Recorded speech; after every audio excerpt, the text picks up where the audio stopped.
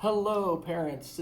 This is Dr. Wes Fryer, your fifth grader Spanish teacher this year. Bienvenidos. Hola. I am very excited to be teaching Spanish this year with your students, and I just want to remind everybody that in addition to looking in Google Classroom, we are this year keeping a learning journal. That's not what it's called. It is called a learning guide. We're keeping a learning guide for each of our classes.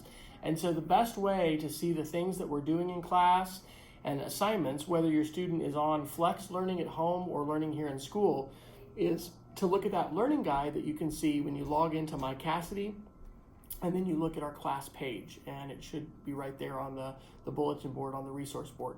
As I think you all are well aware, in fifth grade, we do not have cumulative grades. This weekend, I am going to be getting caught up on some of my grading, and so you'll start to see scores that are there. But really, a lot of what we're doing in Spanish is a lot of listening, and the participation will come with speaking, but we're not putting a lot of focus on the students producing. And this is actually an instructional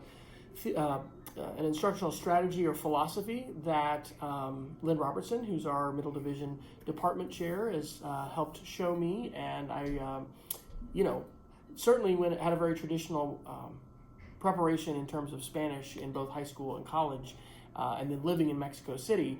But I'm really enjoying the process of both using different kinds of scenes and information from movies and from pictures, but then also things that the students are generating themselves. So we've done some walkabouts the school, and we've started to identify different vocabulary that is just around us here at Cassidy.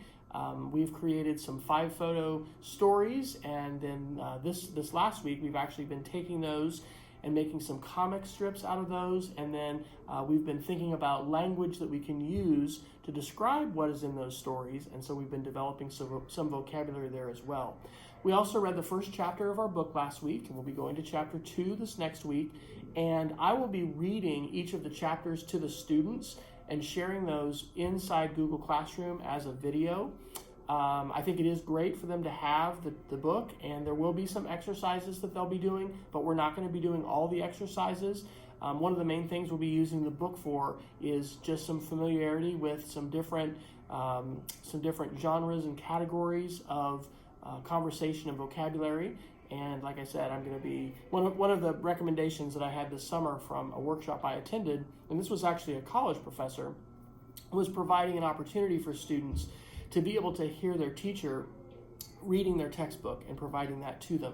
So anyway, we'll be continuing to do that. Please don't hesitate to reach out if you have any questions. I, of course, am accessible right from MyCassidy as far as email, and I really appreciate the chance to be able to teach your students this year. This is a unique year for many reasons. I'm hopeful that we're going to be able to continue our in-person learning and not all have to go remote. I think Cassidy's doing a fantastic job just doing everything we possibly can to try and be safe, and we certainly are here in the classroom as well. So thank you all so much. Let me know if you all have questions, and I look forward to continuing to work both with your students and with you this 2020-21 school year.